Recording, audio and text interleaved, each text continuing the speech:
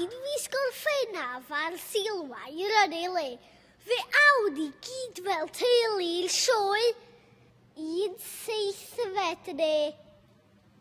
Bydd mam a dad yn clepran wrth gylch y defaid lu, yn camol y moch a'r geir a siap yr hen fiwch ddu.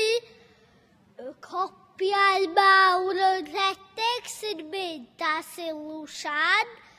Maen nhw'n dal eu pennau uchelau llygaid yn llawn tan.